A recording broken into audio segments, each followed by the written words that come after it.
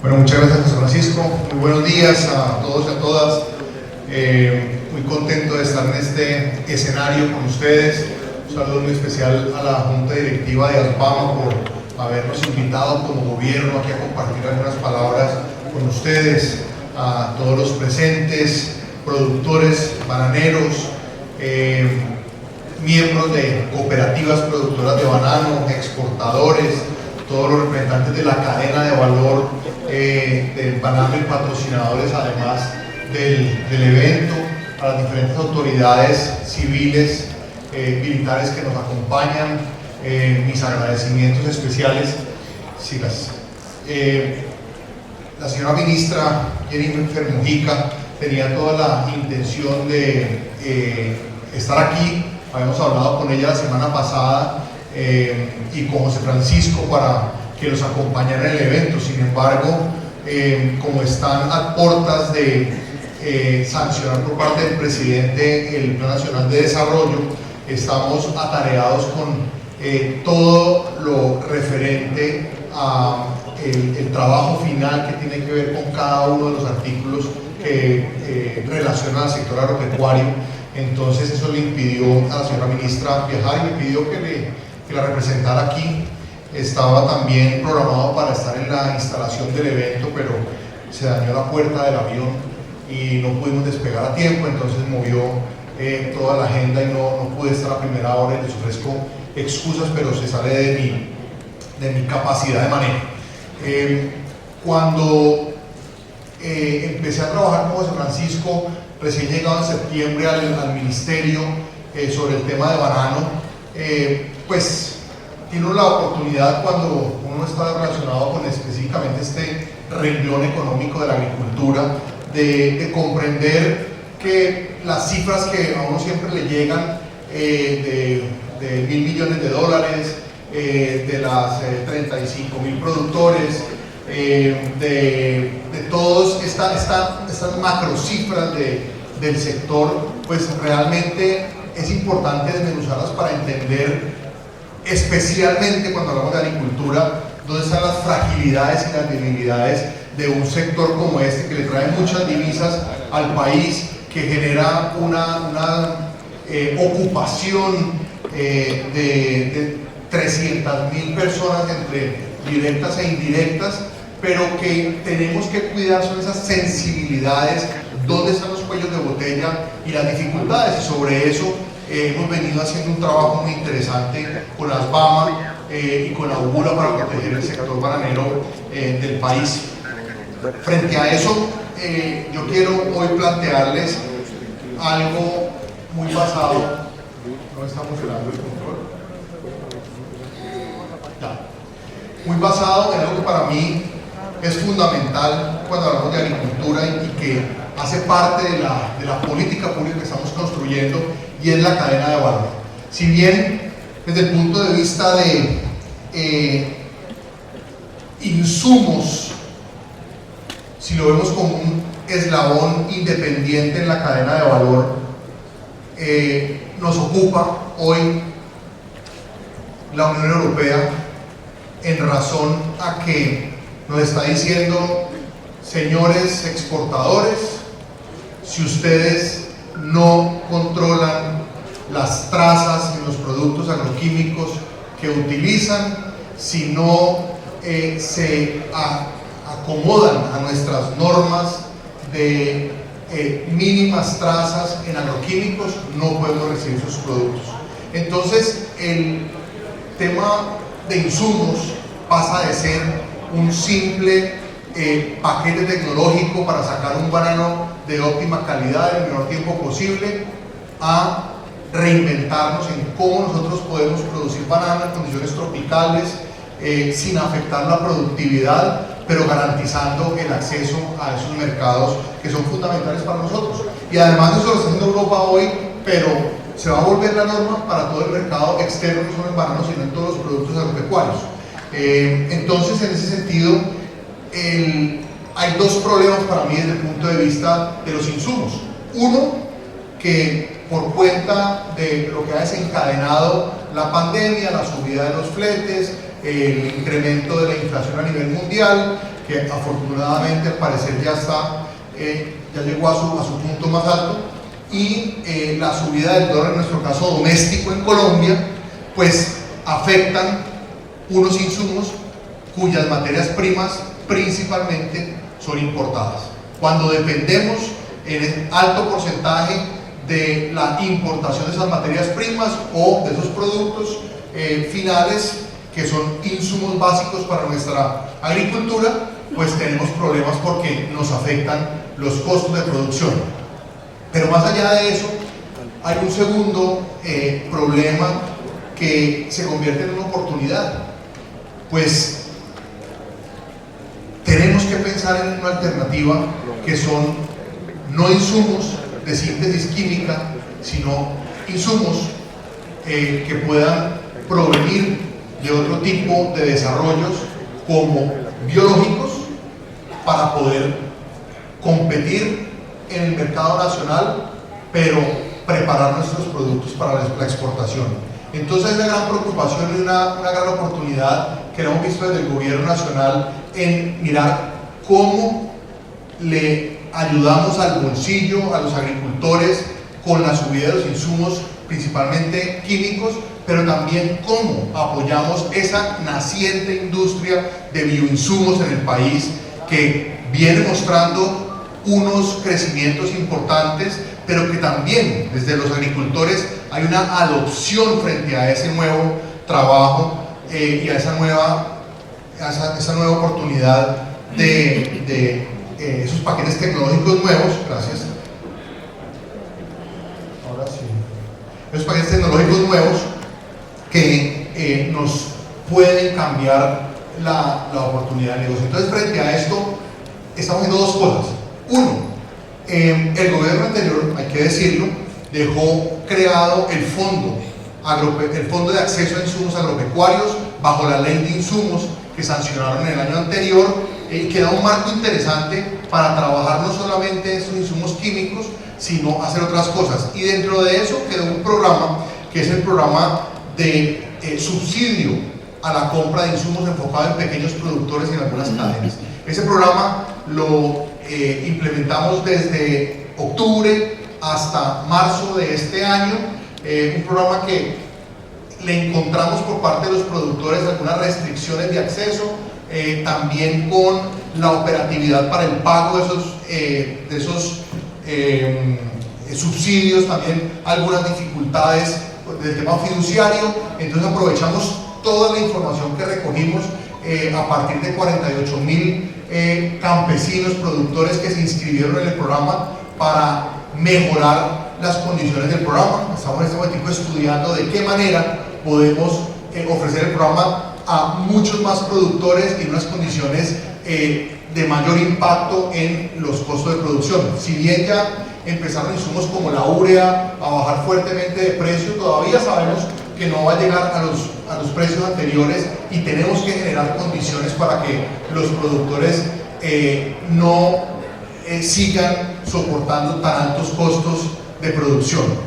Y frente a los bioinsumos, también tenemos una bolsa de alrededor de 170.000 millones de pesos de este programa del Fondo de Acceso a Insumos Agropecuarios, a través del cual vamos a destinar recursos para el fortalecimiento, uno, de la industria existente de bioinsumos en Colombia, y dos, para, a nivel de pequeños productores, fortalecer la construcción, creación y desarrollo de biofábricas para que facilitemos el acceso a insumos agropecuarios por parte de los productores, con todo el apoyo de la extensión agropecuaria, de la asistencia técnica desde la Agencia de Desarrollo Rural para lograr este objetivo.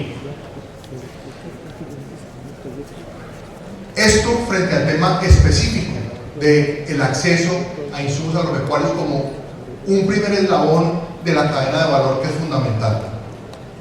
Sin embargo, para el gobierno,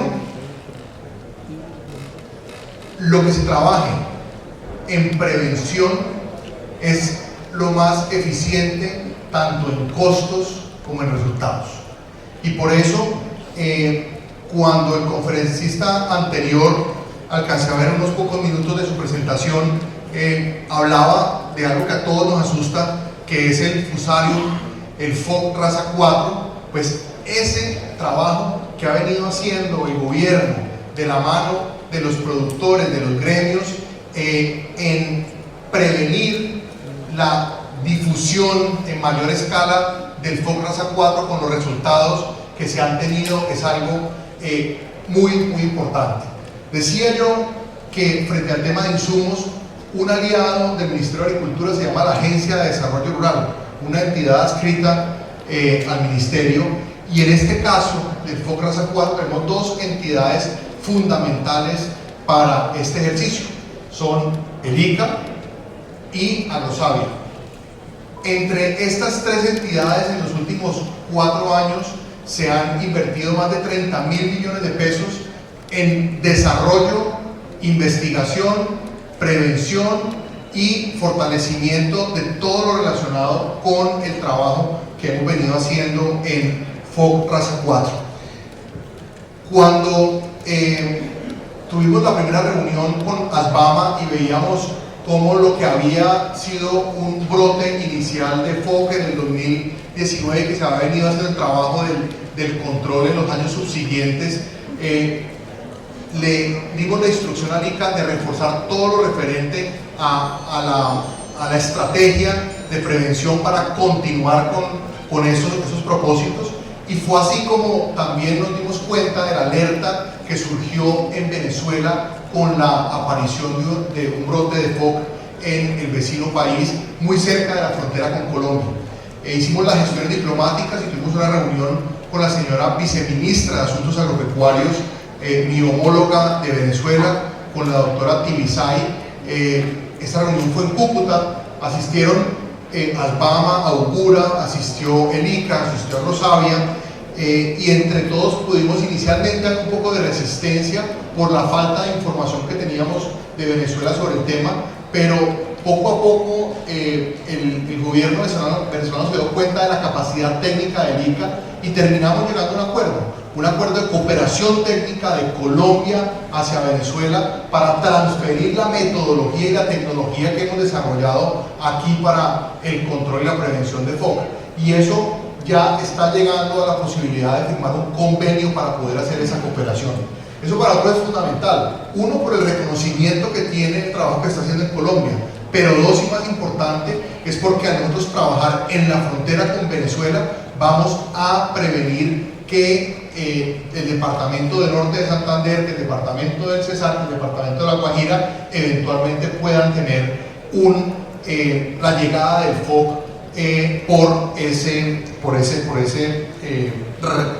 esa línea fronteriza que es tan larga, pero además tan incontrolable. Nosotros tenemos fincas que tienen una parte en Colombia y otra parte en Venezuela, entonces uno controlar eso, lo único es con el trabajo técnico que se está haciendo en Colombia. Entonces, simplemente para hablar de un primer eslabón de la cadena de valor, que es el de insumos, pues la ciencia, la tecnología, la investigación hace parte fundamental de ese eslabón, porque es a través del cual le puede llegar el conocimiento a los productores. Y frente a eso, como les decía, estamos trabajando en cómo aliviar el bolsillo a los productores a través del fondo, cómo fortalecer la industria de bioinsumos nacional y cómo seguir con un trabajo de prevención importante en el tema de FOC.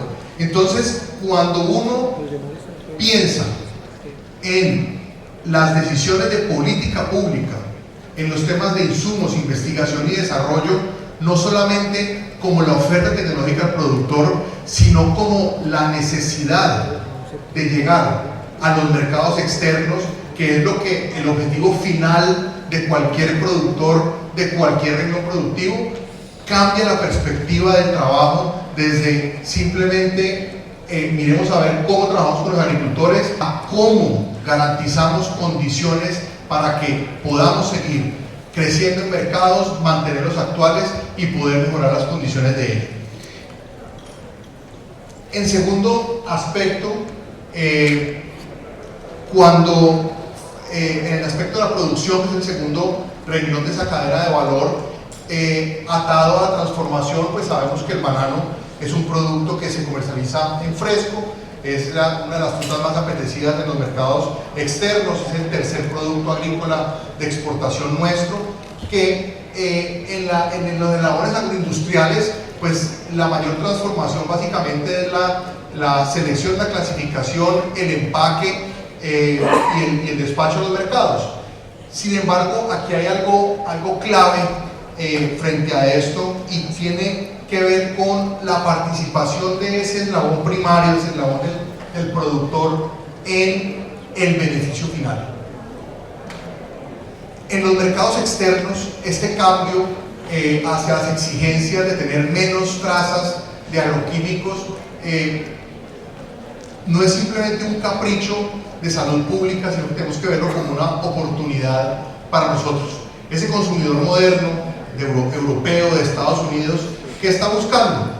Lógicamente está buscando satisfacer la necesidad de una fruta muy aceptada en esos mercados como el banano, pero además ese consumidor está buscando que esa fruta le represente algo.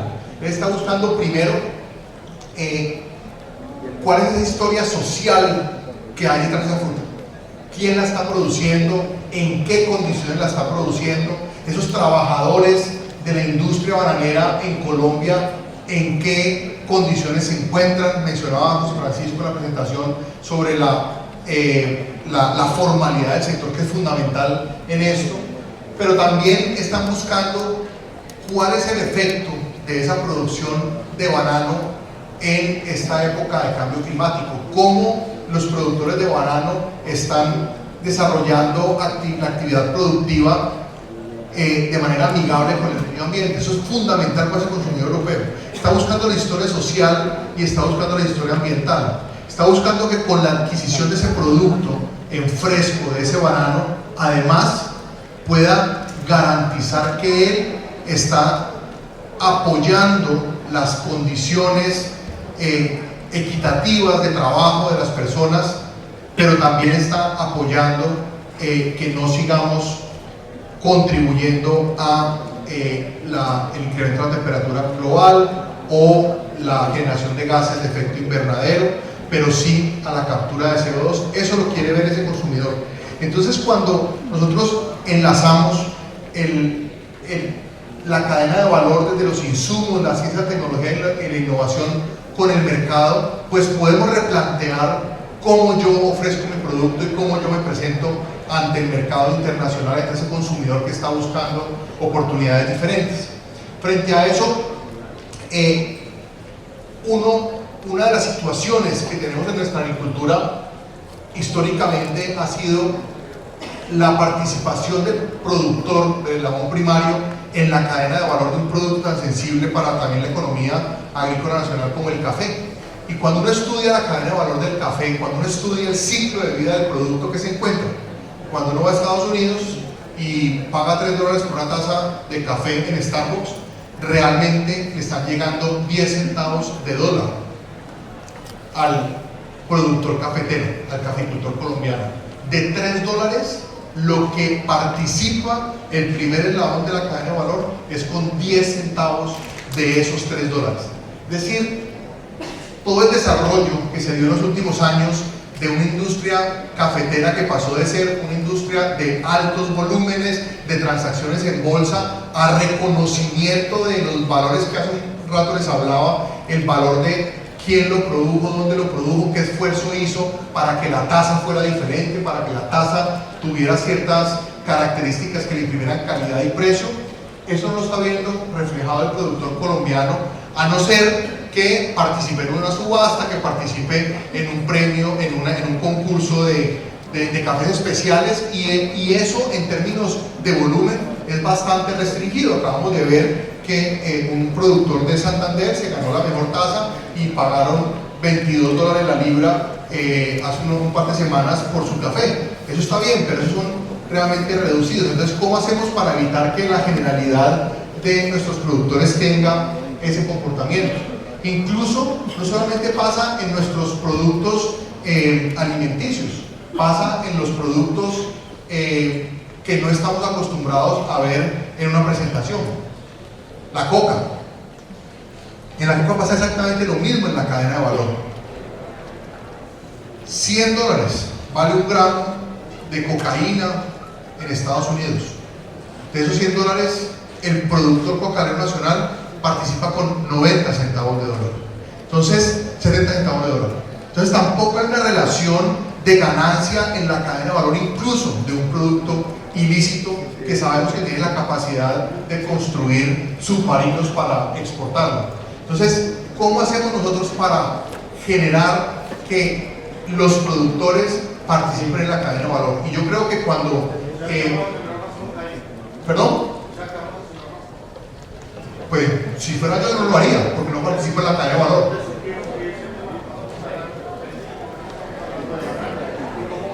Sí, para allá voy. Pero es bueno conocer la realidad del país. Okay.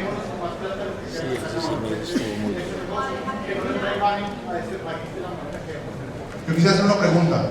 Por favor, levanten la mano. ¿Quiénes de aquí sabían que los pequeños productores cocaleros colombianos no se enriquecían con la coca? Levanten la mano, por favor. Que no se enriquecían. Mucha gente que no se enriquecía. Entonces es bueno informar eso y confrontarlo con un sector que sí lo hace. ¿Cómo es tu nombre? Eso, Iván, gracias. Iván, mira, lo que yo quiero hacer aquí es confrontar las cifras con un sector que sí lo hace, como el sector bananero. Un sector que sí genera beneficios para el primer eslabón de la cadena en la actividad agrícola. ¿Y cómo lo hace? Pues sabemos que de las 35.000 familias que cultivan banano en Colombia, 1.500 de ellas exportan. Afortunadamente son poquitos, pero eso también hace mucho más sensible la cadena de valor y mucho más necesario que haya políticas públicas que fortalezcan lo que está pasando en la cadena de valor. Entonces, de esas 1.500 nos presentaba José Francisco que hay 550 que son pequeños productores menores de 5 hectáreas. Eso es fundamental para esta cadena de valor, porque es lo que permite llegar a los mercados externos con esa historia que está pidiendo. Esa historia de unas cooperativas que han hecho un esfuerzo muy grande en volverse empresarios agrícolas para poder llevar el mensaje diferente a ese mercado externo. Pero no solo ocurre en banano, sino que ocurre en muchos productos de la agricultura colombiana. Y ese es el mensaje que nosotros no conocemos y tenemos que difundir. Cuando vemos caña de azúcar pensamos en grandes productores y resulta que el 67% de las unidades productivas de caña de azúcar son de pequeños productores de menos de 10 hectáreas. O en palma, el 75% son de menos de 20 hectáreas con 8.6 hectáreas en promedio. En café sabemos que es de pequeños. En porcicultura 50% son medianos y 10.9 pequeños. En flores no tiene tanto componente de pequeños, pero sí una generación de mano de obra de las más altas del país en términos de trabajadores por hectárea. En algodón, 58% son menores de 10 hectáreas. En avicultura, 46% son productores de agricultura de patio y 44% son pequeños. Entonces, lo que estoy haciendo aquí, Iván, es comparando esa agricultura lícita, esa agricultura de Colombia y mostrando cómo nosotros tenemos toda la oportunidad como país de mostrarle a esos mercados que aquí hacemos un esfuerzo importante por vincular a los productores a una cadena de valor. Y esas experiencias exitosas son las que tenemos que trasladar a otros renglones que no han logrado hacerlo. Al cacao, al coco. No han sido capaces los sectores todavía de conformarse como cadenas de valor que le lleven beneficios directamente al productor. Y este es un poco de lo que hemos aprendido de esos sectores desde el gobierno nacional, que nos han ayudado con la sistematización de su experiencia en integración y nos están permitiendo hoy hablar de una política de integración participativa sostenible, una política en la cual podemos desarrollar integradores, la proveeduría de insumos y de tecnología, la compra asegurada del producto, la logística, la agregación de valor, el mercadeo y la comercialización, y unos integrados, que son esos productores que reciben ese conocimiento, que reciben esos insumos, que reciben esa inteligencia de mercados y los fortalece para mejorar su participación en la cadena y lógicamente sus ingresos. Y para esa tarea nosotros tenemos la oportunidad de contar con un banco de segundo piso como Finagro. Finagro es una entidad que apalanca la colocación de crédito por 27 millones de pesos al año y que además tiene hoy la facultad de ser un estructurador de proyectos, que para esto necesitamos pensar no más como los proyectos productivos tradicionales que entregan una semilla, un fertilizante, dan una asistencia técnica por 6 meses y nos vamos, porque eso no tiene ningún sentido, sino que tiene la capacidad de estructurar proyectos con visión de banca de inversión que permitan generar cierres financieros, no solamente de plata del gobierno, sino que pueda generar también la participación de fondos de inversión nacionales e internacionales que están buscando apoyar ese tipo de sistemas productivos. Con esto hemos identificado los actores que son claves en esta cadena de valor, y esto lo presento aquí porque son las oportunidades que ustedes tienen desde el territorio de promover este tipo de integraciones para mejorar las condiciones sociales y económicas del territorio. Entonces siempre aparecen estos esquemas de manera repetitiva: un agente integrador y un agente logístico, para que permitan que el cierre financiero se dé a través de la banca de inversión, del fondo de impacto y de la banca de desarrollo, que es otro propósito del gobierno.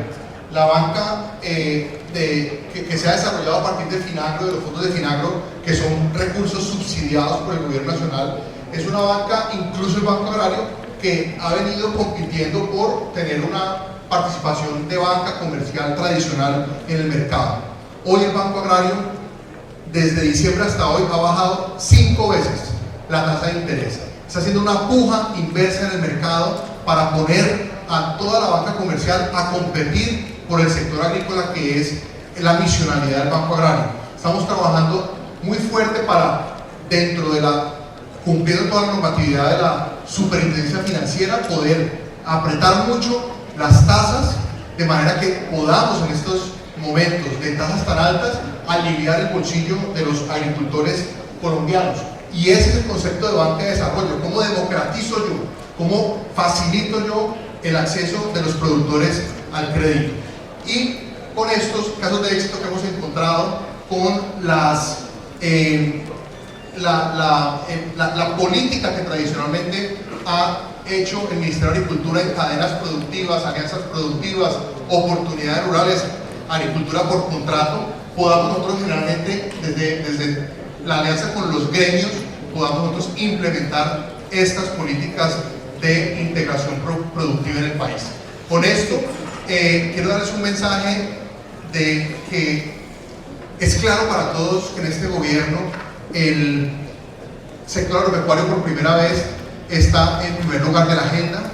También para todos es conocido que una de las prioridades del presidente frente al sector agropecuario es la reforma rural integral, pero que también para él y para la señora ministra es importante el sector productivo agrícola existente, fundamental para seguir fortaleciéndolo, haciéndolo crecer en el país, pero porque sabemos que es la oportunidad para que cualquier persona que hoy pueda acceder a la tierra vía reforma rural integral, bien sea tierras que se recuperen de la SAE, de la Sociedad de Activos Especiales, bien sea tierras que se les legalicen los títulos a los tenientes actuales, bien sea tierras que se entreguen después de habérselas comprado a las ofertas que estamos teniendo de Fedegan y de muchos propietarios de tierra independientes o incluso de otros gremios que hay en el país, porque ha despertado mucho interés en ofrecer tierras que tienen una posibilidad de utilización mayor a la actual. Por cualquiera de esos mecanismos va a haber productores pequeños que al recibir tierras no pueden dedicarse a tirar unas maticas de maíz o una matica de plátano, porque el resultado va a ser el fracaso. La única forma de garantizar el éxito en la reforma rural integral es que lo que se haga con esa tierra esté atado a una cadena de valor.